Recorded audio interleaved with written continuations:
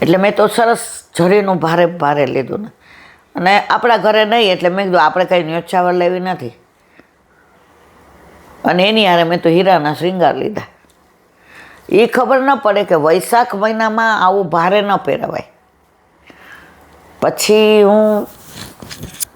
મને લાગે ઓફિસથી 5:15 5:30 નીકળી, પછી સાંજે ટ્રાફિક પણ આટલો નહીં 40 વર્ષ પહેલાં, એટલે 7:30 પોણા 8 કે 8 જેવું થયું કે તમારે કાંઈક કોન્ફરન્સ હતી એટલે જમવા જવાના હતા, અને છોકરાઓને ઓલાનો બર્થડે હતો એટલે હું એકલી જ હતી. મેં તો આપણે બપોરનું પડ્યું છે તો હાલશે. હું એને દેવા ગઈ એટલે મને કે કાલમાં ઠાકોરજીનો પાટોત્સવ છે ને તો તું અહીં થઈ જ જાજે. મેં કીધું સારું. હવે મારો ટાઈમ 7:30 થી 11નો, એટલે હું 11 વાગે નીકળી. એટલે મેં તો છોકરાઓને સ્કૂલે મૂકવા જાવ જ, પણ 5 મિનિટ એમણે કીધું પાટોત્સવનું, એટલે હું ગઈ. તો એમણે ઓલું શૃંગાર કરીને હું જે ભારે વસ્ત્ર લઈ ગઈ હતી ને એ ધરાવ્યું. એટલે મેં કીધું હા તો ઉનાળો, પણ મેં કીધું આપણે આવડે ને એને ખબર ન પડે એટલે ધરાવ્યું. ઓલા હીરાના શૃંગાર માળાજી અને દર્પણ દેખાડ્યું, તરત બધું વડું કરી નાખ્યું. હું બેઠી હતી અને મલમલનું કે દોરિયાનું પહેરાવ્યું અને સાવ એક માળાજી. હવે મારે મોડું થતું એટલે મેં તો આપણે અત્યારે સાંજે આવે ને મારી ઓફિસથી નીકળે બસ સ્ટેન્ડ ત્યાં જ હતું અહીંયા, એટલે ઉતરે એટલે બૂમ પાડે કે બહાર આવે 5 મિનિટ. હું કહું હા, અને મારો હિસાબ ન મળતો હોય, મારા સ્ટાફનું આવ્યું હોય, પોસ્ટમેનને કોઈને મોડું થયું હોય તો મારે મોડું થાય, એટલે હું કહું ના આજે મારે ને. તો સાંજે એણે બૂમ પાડી આવસ. એટલે પછી એણે મને બપોરે ટિફિન મોકલાવ્યું હતું કે ભાઈ આ છોકરાઓ માટે, કારણ કે હજી તો એને બધું બાકી હતું. એટલે સાંજે એ આવ્યા એટલે પછી મને કે જો આજે આમ તેમ. મેં કીધું માસી તમને ખોટું ન લાગે તો એક વાત કરું. મને કે હા. મેં તો અમારા ઘરે તો મારી બા એવું કહેતી હતી યથા દેહે તથા દેવે. તો મેં તો ગરમીમાં તો જરીને વસ્ત્ર ન પહેરાવાય, પણ તમે તો 3 એક કીધા હતા એટલે લાવી હું. તો આજ તમારા ઠાકોરજીને કેમ ધરાવ્યા હતા? મને કે બેસાયા. છોકરું બર્થડે હોય ને એટલે આપણે ભારે લાવ્યા હોય ને 5 મિનિટ પહેરાવીએ ને તરત એમ કે મને ગરમી થાય જ કાઢ નાખ. તો મને તો તું જોશ ને 78 વર્ષ છે, ક્યારે વહી જાવ ખબર નહીં. તો આ વસ્ત્ર એટલું સરસ હતું કે મારા લાલાને સોહાય એવું હતું, એટલે મેં ધરાવ્યું. દર્પણ દેખાડ્યું ને મેં કીધું વાહ મારા વાલા સરસ લાગો છો. તરત વડું કર્યું હતું. મેં કીધું હા. પછી તે જોયું હતું મેં ચંદનના ઓલાથી નામ હાથ કર્યો તો નામ, મેં કીધું હા. એ કે પછી મેં મલમલનું કે દોરિયા મેં કીધું પહેરાયું હતું. તો ઠાકોરજીનો બર્થડે હોય ને એટલે આપણે એક ભાવ કરી લીધો, પણ 24 કલાક એ વસ્ત્ર ચાલે નહીં. તો આવા ભગવદીઓ પાસે આપણે શીખા કે પ્રભુના તત્સુખનો વિચાર આપણા ઠાકોરજી હારા લાગે એટલે ન કરાય, પ્રભુને શું સોહાય એ કરાય. તો આવી તો હવે ધીમે ધીમે આ બધા ભાવ સમજણ પડવા માંડી.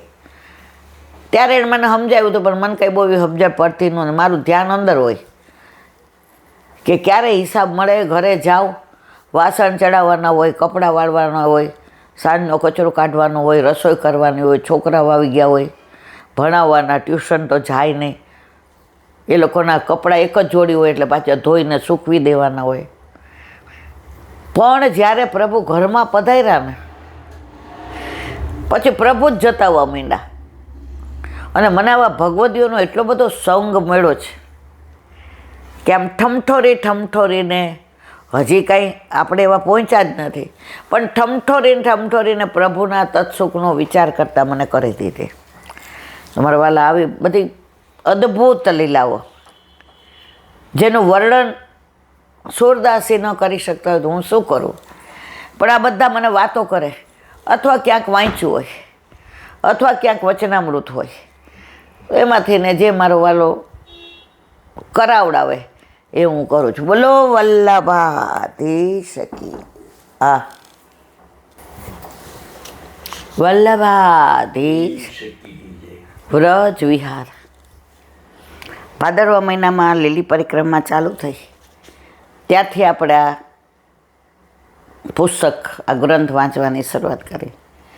નાની એક એક લીલા આવીને આપણે વ્રજમાં પહોંચી જાય છે. કાલે તો આપણાનું અનુસંધાન નહોતું, પરમ દિવસ જતીપુરા, ગોપાલપુર, ગિરિરાજી આવ્યા. હવે આગળ કે મહાપ્રભુજી ઝારખંડમાં પરિક્રમા કરતા હતા ત્યારે ઠાકોરજીએ શ્રીજી બાવાએ પોતાને પ્રગટ કરવાની આજ્ઞા કરી કે હવે પધારો વલ્લભ અને મારો સેવાક્રમ ચાલુ કરાવો. ઇન્દ્રદમન, નાગદમન અને દેવદમન. આજ્ઞા થયા પછી વલ્લભ એક સેકન્ડ રોકાય ખરા, કારણ વલ્લભ સામનેજી સ્વરૂપ છે અને ગોલોકમાંથી નક્કી કરીને જ આવ્યા હતા કે હું પધારું છું, તો ગોવર્ધનનાથજી પોતે પણ પધાર્યા. એટલે સામનેજી સ્વરૂપ શ્રી વલ્લભ અને આપણા ઠાકોરજી છે. હવે ત્યાં આવીને ચોતરા ઉપર બેઠા. 5 સેવક સાથે હતા. તમે અન્યરમાં જાઓ તો હજી તમને અહીંયા માનસીમાં દર્શન થાય જ કે વલ્લભ ત્યાં બિરાજા છે ને 5 સેવકો છે. ને સદુ પાંડે પૂછે છે કે સી આજ્ઞા કાંઈ લાવું? ત્યારે કૃષ્ણદાસ મેઘન કહે છે, સેવક કોઈ લે હે, બીજા કોઈનું નહીં અડે, સેવકનું જ લે જ. વલ્લભ તો બીજા પાસે સેવાય નહોતા કરાવતા. ચરણ ચાપતા હોય કૃષ્ણદાસ મેઘનને કોઈ કહે વલ્લભ સ્પર્શ કરવા ન દે, અન્ય માર્ગીય નહીં. ત્યારે બધી વિગત પૂછી. ત્યારે કીધું કે આવી રીતે નરો દૂધ ધરાવવા જાય છે ને રોજ ગોવર્ધનનાથજી એના હાથનું નંદ બાવાના વંશની ગાય બિરાજે છે, એનું દૂધ આરોગે છે. વલ્લભ અતિ પ્રસન્ન થયા. પણ રાત્રે ઠાકોરજીને શ્રમ ન અપાય એટલે વલ્લભે વિચાર કર્યો સવારે આપણે બધા જાશું. ત્યારે ઉપરથી બૂમ પડી, નરો દૂધ લા. તો કે આ પાહુને આવે છે, બ્રજભાષામાં પાહુનો એટલે મહેમાન. પાહુન આવે તો કે એને બેસાડ, મને દેર ના કર. જે તાજું ગયાવાળું દૂધ હતું એ લઈને નર ઉપર ગઈ. ગોવર્ધનનાથજી ધરાવીને આવી. વલ્લભે પૂછ્યું, બચ્ચો હોય કછું અમે દીજે, અંદર કાંઈ બચ્યું હોય તો દે. તો કે અંદર તો ઘડા ને ઘડા ભર્યા છે, આમાં શું? એ કે ના, આ અધરામૃત હતું. એટલે બાકી બધું સેવકનું લઉં, પણ આ અધરામૃત મારા નાથનો છે, મારા ગોવર્ધન નાથનો છે. અને દીધું. અને સવાર પડી, માંડ પડી. સદુ પાંડે ને માણેકચંદ પાંડે ને ભવાની ને નરો ને 5 સેવક ને બ્રજવાસી ને વલ્લભ ને ગોવર્ધનનાથજીને મળવા. એક ડગલું વલ્લભ ચડે, એક ડગલું ગોવર્ધનનાથજી આવે. એક ડગલું સામે તે આવ્યા, ગોવર્ધન ઉધરણ. અને વલ્લભે ગાયું, અધરમ મધુરમ વદનમ મધુરમ નયનમ મધુરમ હસિતમ મધુરમ.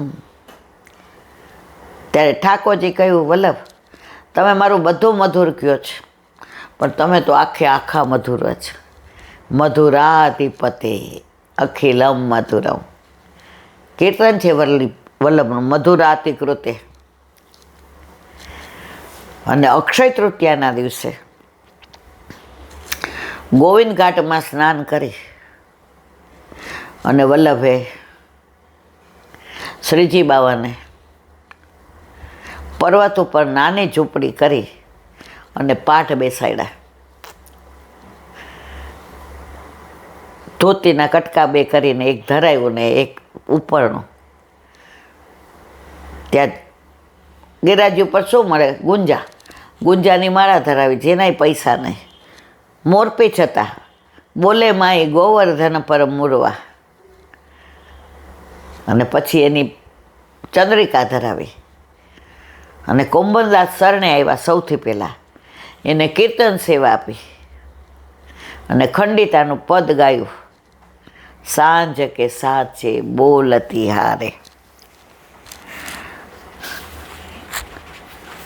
તો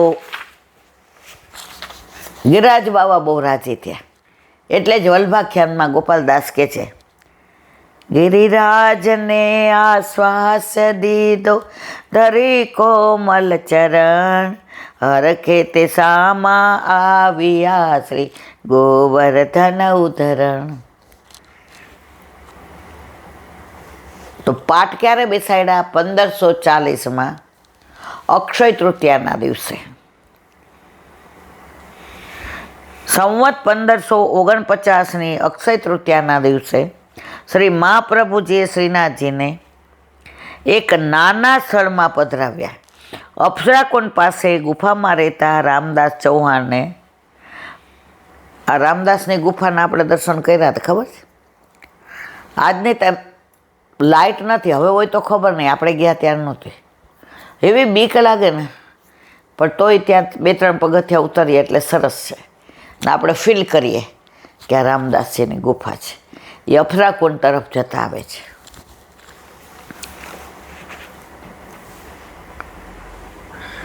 ઘણા વ્રજવાસીઓને સેવક કર્યા. કુંભનદાસજી, સદુ પાંડે વગેરે પણ આત્મનિવેદન કરીને સેવામાં મદદરૂપ થયા. શ્રી મહાપ્રભુજી આન્યો 10 દિવસ વિરાજ્યા.